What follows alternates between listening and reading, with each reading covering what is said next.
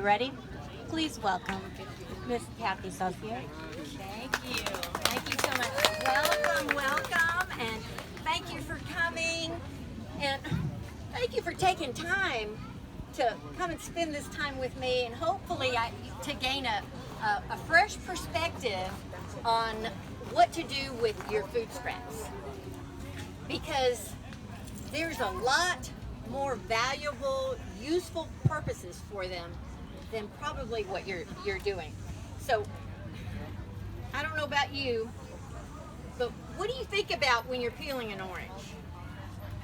When you're peeling it, where do you think about where you're putting it? Because to me, a rind is a terrible thing to waste. So if I could just suggest to start there is the first thought, find a place to put it in. You put something in your kitchen that you can start putting those scraps to where they don't go in the trash can. And for me, I'm looking at all of those things, all of the bags of trash that go to the landfill, and I'm just compelled to encourage you to see the useful resources of that. So give me a minute, I'm gonna get on my soapbox and tell you about how to compost, the reason why you want to compost, and also about the soil food web. There's so many useful, beneficial nutrients that we can unlock with our plants. Now, as a health coach, I am all about health and what we eat. I believe food is our medicine. So Hold it right here. Yep. likewise, Better. what you feed your plants determine their health as well. So when you compost, you are creating such a microbial-rich, dense food that is readily available for your plants to be able to absorb. And it's not dependent on that. It's going to continue to feed it. All of those micronutrients are working below the soil level. I don't know if you've ever thought about this, but there is a whole host of things going on below the soil. One reason why you wouldn't want to till your soil, because you would destroy that those living organisms. This shows you the different trophic levels of what is going on, because everything is decomposing, that is decomposing your food scraps. As you toss them in, the natural process of composting begins. And those composters immediately come to that. Now, some of those composters are going to be eaten, and then also in turn will be eaten, and it just cycles on down. But everything is a life web for your plants, to where your plants can grow deeper and wider root system that's going to protect them against disease and pest resistance. That's the key. We don't grow plants. We grow soil that grows our plants. That's the key. If you think about it, it's all in the soil. Everything that they need is in the right component for them to be able to absorb it. You know, if you took vitamins and they didn't get absorbed, it wouldn't do any good. If you ate a food that wasn't good for your body, it would get. So the same thing is true about our plants.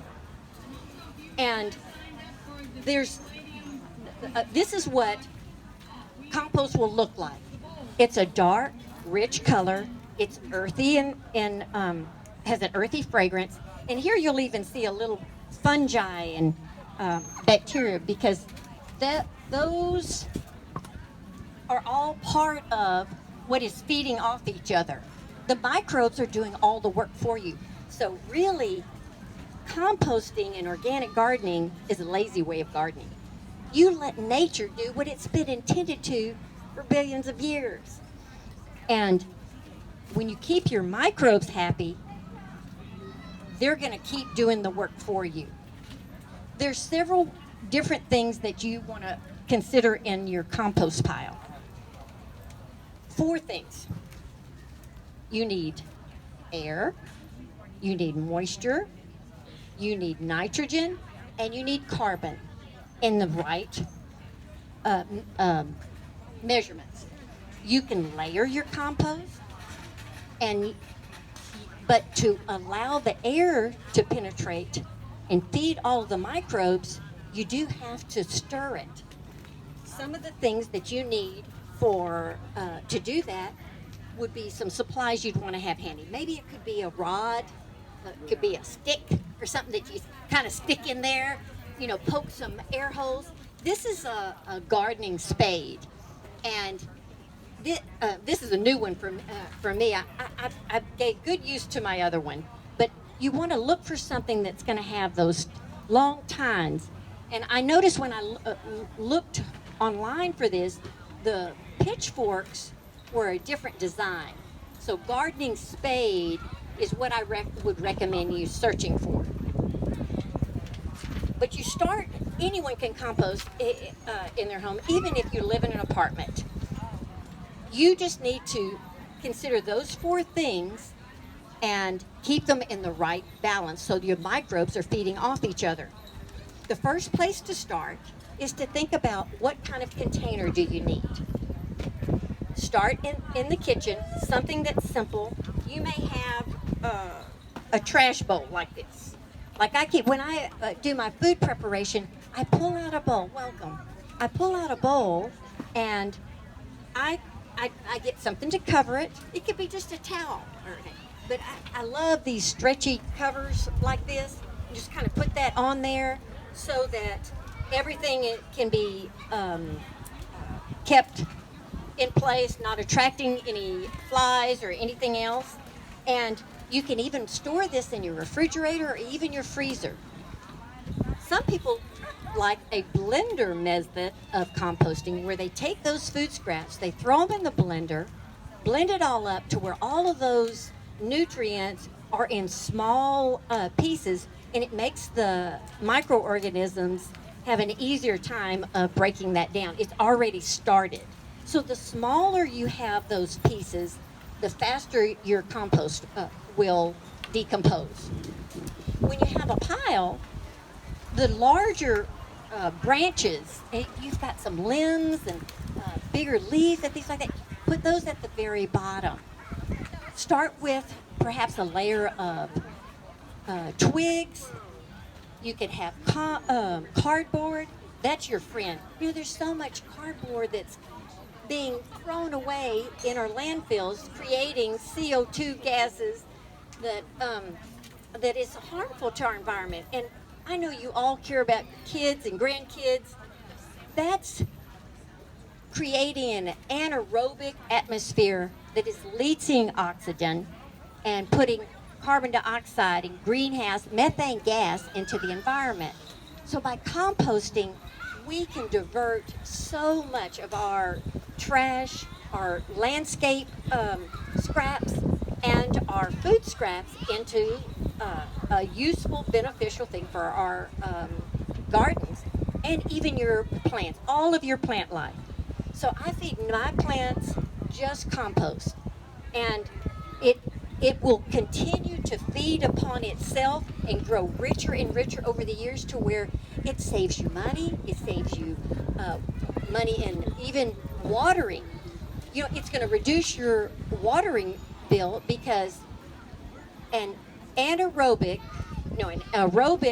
compost is your finished compost. That means it's got the right combination of oxygen in it, and which is about 40 to 50% damp, not swampy wet, and it also has the right amount of air in it. So in contrast, if you send those food scraps to the landfill, they're all getting compressed down to where there's no oxygen. So that is not able to be decomposed. It's going to create the green gases that you don't want in, and you can divert that.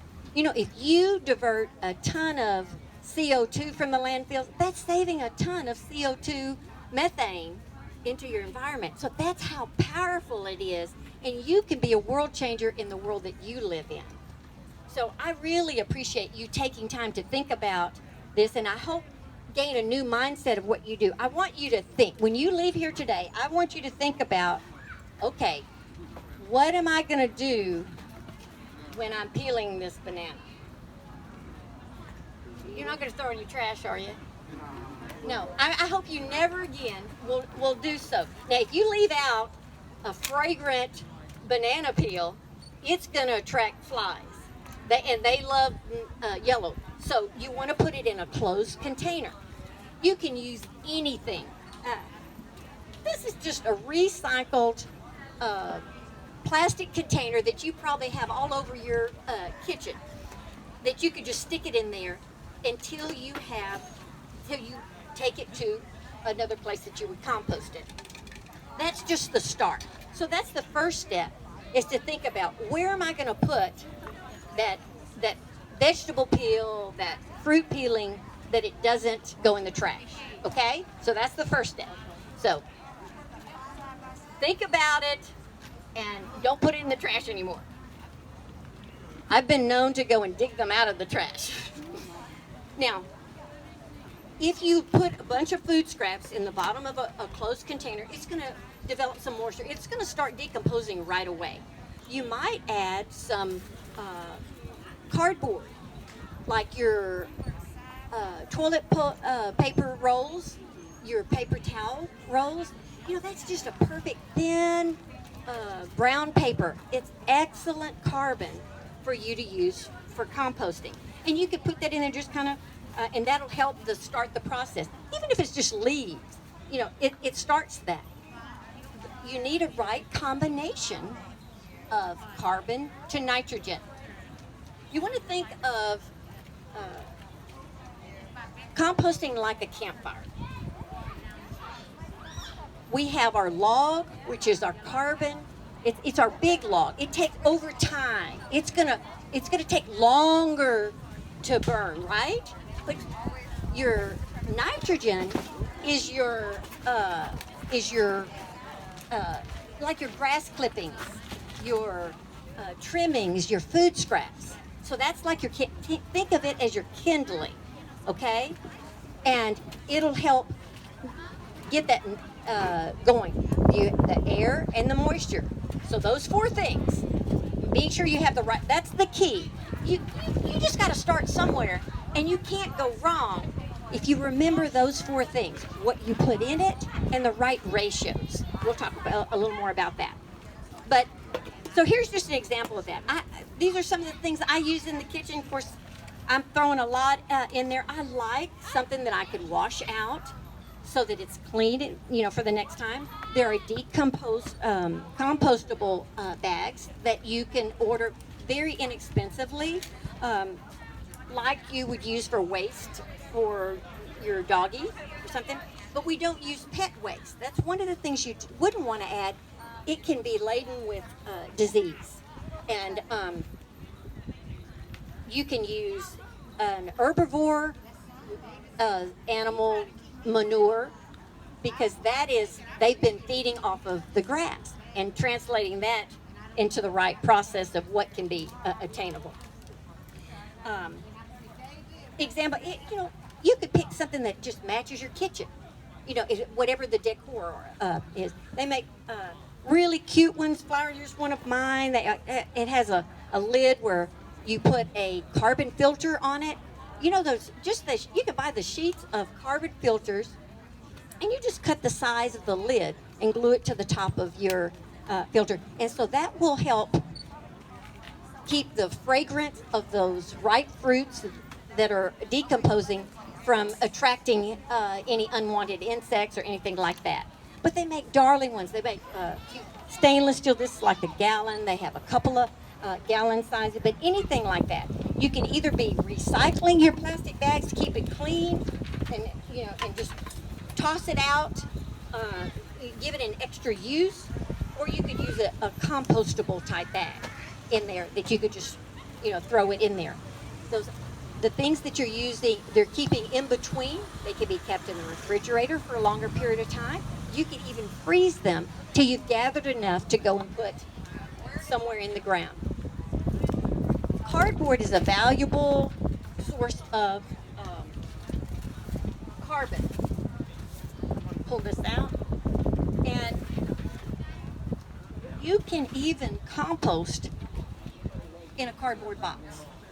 Now, this is just a box that I got with my order from Thrive Market, and it had great brown paper, useful for my compost bin. But if I were just using my cardboard box, I could go put this someplace in where it can be. We don't want to put our compost bins on concrete because there's not a connection with the microorganisms that are going to feed from that end, okay? So you want to put it on the ground where it can have that right translation of the microorganisms between them. But let's say I just took this and the brown paper and I left some at the bottom, and then I put some food scraps in there, and then I put some brown paper in that, and you see how simple that is? Just any container will do. Now, if you use a plastic container, some people use large trash cans, or really any size trash can, you need to put some holes in it so it has some air. And it also from the bottom so that it can drain, all right? Drainage is important. The correct moisture level is important. If it's too swampy, too wet, it's gonna squeeze out the air that is needed for the composition process. If it doesn't have enough moisture in it, it's going to not feed the microorganisms that are needing that moisture. So if we kill those off because they don't have moisture, that can have an impact on your compost pile. So those are some things to keep in mind, that you're keeping it at the right air and moisture levels.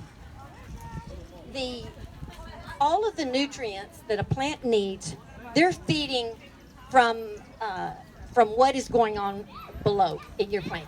You see those roots going there, but when you give your plants what they need, it's going to be just a dynamic living system going on beneath the soil that we don't even realize is going on. And this is what will be the difference. Those roots will grow a lot deeper so they can get the moisture that they need, and the air will be broken up in the soil because the microorganisms are going to be working that far down. Does that make sense? Do you understand what I'm saying there? So it's very important to keep that balance in there. There are different kinds of, here's another container. You see these, just a little, anything, really anything with a lid, something easy. You want to start with something easy that you can use and maybe mark it so the other members of your family know that that's the process you want to use for composting. It's like no more peelings in the trash. Let's do something useful for that and promote that thinking for them.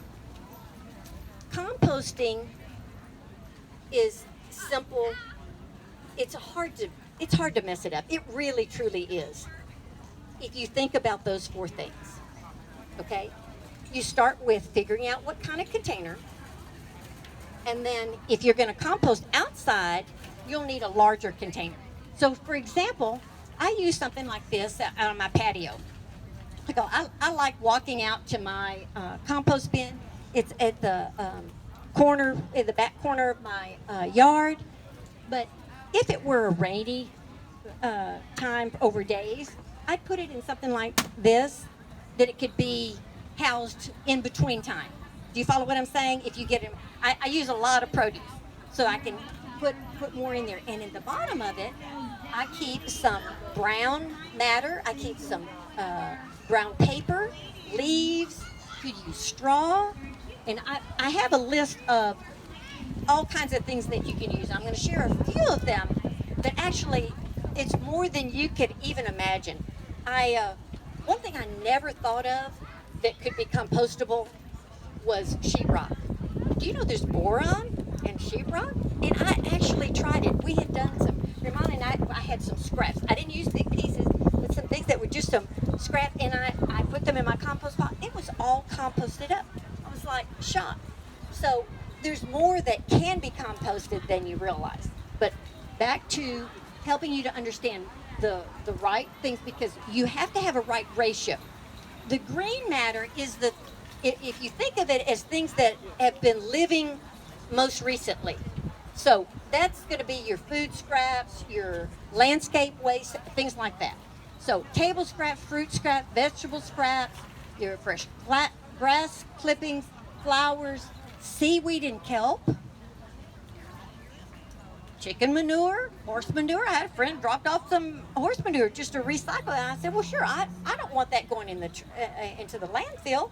I can incorporate that into my compost. Your tea leaves, what do you do with your tea bag? With your coffee grounds, corn cob stalk, hedge clippings, garden waste, fresh leaves. So one caution about the leaves, when I see leaves by the side of the road, I want them. I see them as something valuable that I can turn into nutrients for my plants. But what if they put chemicals on it? See, we're feeding a host of living organisms, and pesticides are designed to kill. And it's going to kill what's in your compost. So you don't want to introduce anything that's going to be detrimental to that. Also, things that would not compost, like glass, metal, even treated lumber. If you have some treated things, see, that's got things in it that's not going to compost well. Your charcoal ashes. Think about, there's chemicals in that because for igniting it. So that would not be helpful amendment. So things like that you want to avoid putting in. Be careful of the waste that's put in it. Like I said, be sure it's an herbivore animal that's going to have the right start. Because what you put in comes out. And again, remember, it's our plants that grow on, it's the soil. We don't feed our plants. It's our soil that feeds our plants. All right, so more things too. So let's talk about the brown things. So naturally, your dry leaves, your straw and hay, your pine needles, pine cones, chopped twigs and branches, wood ash that's not been treated. You understand the difference? Not charcoal ash, but wood ash. If you have a wood burning fireplace and you've not put any chemicals on that, that would be a good amendment. Shredded paper, avoid the glossy paper, and avoid paper that's colored, like magazines are not a good source, because those colored ink have a lot of toxins in them, and we want to avoid adding those toxins to our pile. Dryer lint, what do you do with your dryer lint? So keep you a little container at your dryer and put that there. Now, except if you are using some kind of chemicals, some softeners that maybe wouldn't be a good addition. See, you got to think about those things. It's still compost, it's just not going to be the best for those things. Sawdust, like anyone that's doing a little wood project, get that? Those things, and that's a great thing to put. See, it's already been ground up. It's already started to break down. So that's a great thing to put at the bottom of your pile, or even to put in between. We need the right ratios to host a good decomposition level. So basically, you want about 1 part of green matter to 3 parts of brown matter. And the way you'll know it's correct is you're going to see it heating up. You're going to see it decomposing. If something is not in the right ratio, you just add more of the other. Do you understand what I'm saying? And when you add a layer, consider sprinkling that with water so it's already started to have some moisture on it. You might keep your leaves already moistened. You know, if you're working a pile, you might keep them in a bin that you keep them watered. I have a bin that I keep my some leaves in. I have a whole section for that.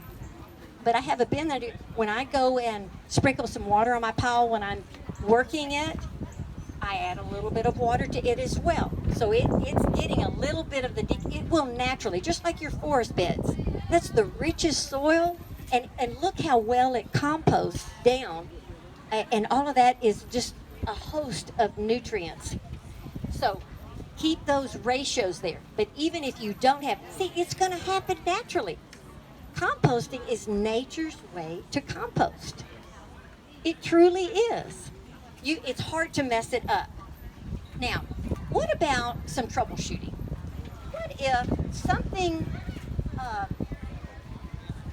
it shouldn't stink. Your compost pile should not stink. That would mean that you probably perhaps have too much moisture. It's too swampy. If you were to grab a handful of compost, like if I grab my compost, it would be like a sponge that it'd feel moist, but it wouldn't be so much that I have dripping water come in. Do you understand? So you want to keep it moist, just enough moisture that it's feeding the microbes. So that's kind of how I think about it. It's like, okay, I'm giving them a little bit of water to drink, okay? And if you put too much water, remember it'll force the air out and keep the right microbes from feeding, okay? And there's different ones. Some of the levels of our food web system are eating the other, like your fungi, your protozoa, your nematodes. There's beneficial nematodes. Often as gardeners we hear about nematodes that are bad, but there are beneficial nematodes that you're feeding, that they're feeding off the other. The fungi, like I said, even in mine, when I was pulling out a little bit of compost to share, you know, this is teeming with, I've got earthworms in here, and I could see the various parts of the food web working, doing their job. They're all feeding off of one another and contributing to the next tropic level, one after another. Does that make sense? So I hope that understanding that, I think, will help you to be more motivated to do that, and to see that when you see those things in the pile, you just see a host of life, living things that are working on your behalf. Now, a compost pile starts with heavy enough twigs that there'll be some air to that. You know, remember, you can put your cardboard down because your earthworms and other insects are going to be drawn to that, and they're going to come up from that, okay? But as you have some of those levels where you have things that are a little bit harder to decompose, it's going to add life over a longer period of time. So you have all different levels that we're feeding. So that's what we think about. We want them smaller to where they're eating off of one another, but also the larger ones that are being fed, you know, different nutrients. Tending those microbes, that's the key. Having the right layer of things and offering the air. Now, your compost will be active in fact, I was checking mine, and y'all, I'm sorry, it's so exciting to me. And I reached down in there when I'm turning my pile, and I see this heat. I mean, it's just steam coming up from that, just the heat of where that is actively working, decomposing things. So you may start off with a pile that grows up here, and it will work down into a very rich, nutrient-rich food that nothing else can compare with for your plants. You see what I'm saying? You know, when we add artificial fertilizers, that plant is dependent on that food. When we give them compost, we're feeding what is naturally occurring that's going to keep working a balanced system to keep a healthy system growing. Do you understand the difference? Does that make sense? Okay. So we want to keep it to where we're getting air to it, to where it's going to naturally be incorporating. So you're going to turn it every so often, even if you have, I mean, it's going to, when I take my food scraps and things, it's going to naturally start decomposing. Where it matters most is when you put it in a larger pile, okay? But you can start anywhere. You could go dig a hole in the ground and just start that, especially around wherever you're gardening. So if you have prospects of growing a garden, start designing where that would be, and go ahead and put your cardboard down. Put some newspaper down, and let that start putting the twigs down. Just let that prepare to do the work. We volunteered at the Herman Park Zoo and Park on Earth Day, and we were pulling up straw, pine needles, leaves, and things. And I was most interested in what they were to use that for. I said, "Are y'all composting this?" In fact, they took me to where they composted, and there was an area that they said, "This is going to be." We call it our moon garden. It's going to be a garden that we're going to propagate a few years from now, but this is the start of it. Well, that's music to my ears. That's exactly what we're doing, right? So think of it in stages and having the right ratio of things working. Now, there are different types of composting, and especially for small things. There's composting, which is with worms. They use red wigglers that eat that food, and I tell you, they eat large quantities of food scraps. So if you have a larger quantity of food scraps, that might be a way that you would want to compost. There's many different types of composting. I'm sharing more the basic composting system, but you might look at the different ones to consider as to what would be right for you. And I also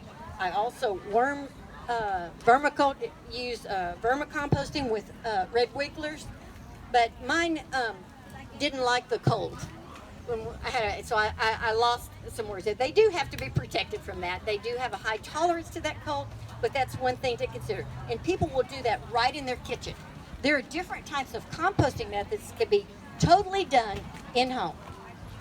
And even if you don't have a large amount of brown matter, although in these days with cardboard boxes and like I said, your toilet paper rolls and just keep all of those and tear them up so you have the little pieces to be available.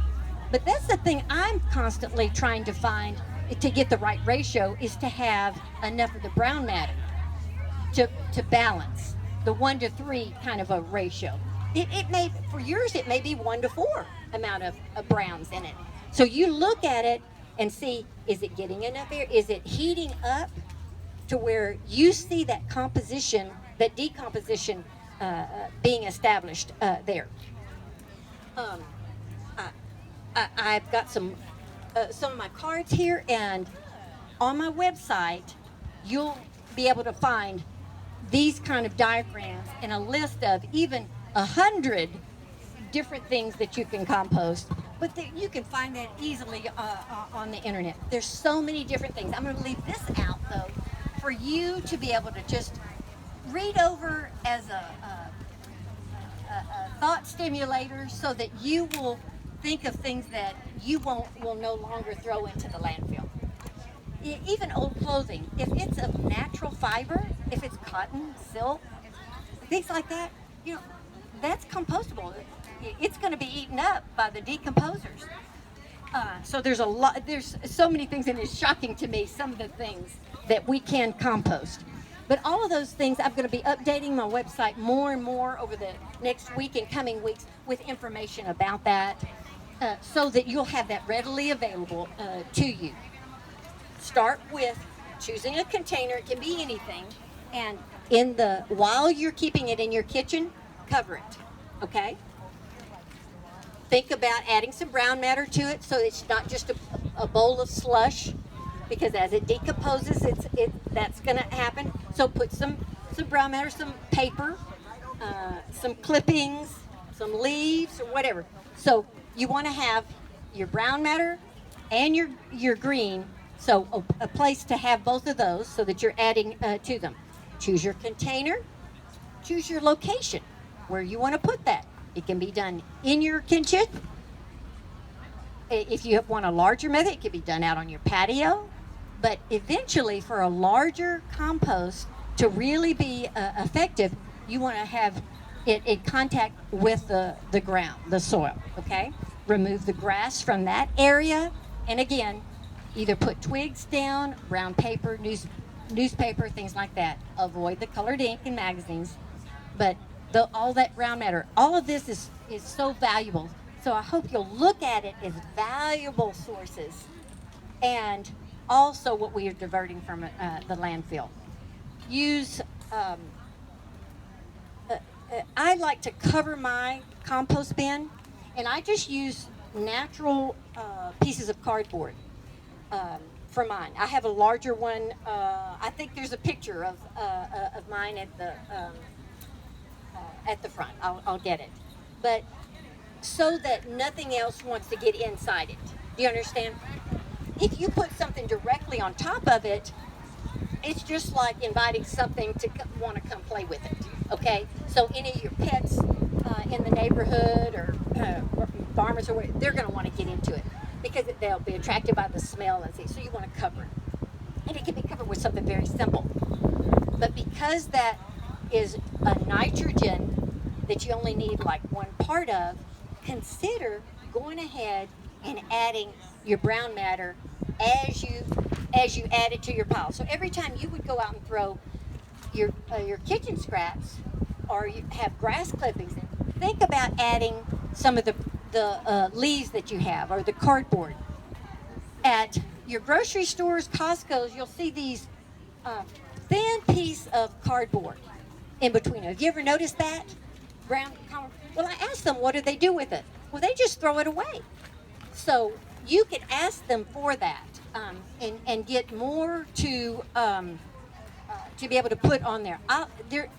They're so thin and easily composted. I just go ahead and put them there and watch the decomposition of those kind of things going on. Okay, you want to so where you put it, what you put in it, the right ratio is important, and it's something that's naturally going to happen for you. Consider a new mindset today that there is nothing better to feed your plants than compost. And it's very simple. Is that simple enough that you could do that? And it is so useful and so helpful to divert that from our landfills. So I hope today I've given you something to think about, to inspire you to make a shift in how we think about those things and use them in a different way that'll be beneficial for your plants and be in the correct way that they're going to absorb it immediately, okay? So I want to allow some time for anyone to ask questions. Anything else? Yes, honey. Like the container that you keep in your kitchen, you say keep it covered. Do you need to keep that in the refrigerator, or can you leave it out on your counter? No, I leave it out on but I put it in another in my compost bin daily. Oh. If I were going to leave it a long period of time, it would start decomposing, which would start to smell. And I don't want to open that and it has a strong odor that would be attracting something. It'd be unpleasant. So for someone who doesn't have that much food scrap and you have room in your refrigerator, it's something to consider as a good way to do. Or even just to put it in a container that you can stick in your freezer. So see, it kind of slows that process till you're able to go to the next step. So you think of it in steps. And your larger pile that's outside, you said you cover it like with a piece of cardboard or something. So you do need to keep that pile covered with something. I do. I do, and that's because I daily add food scraps to it.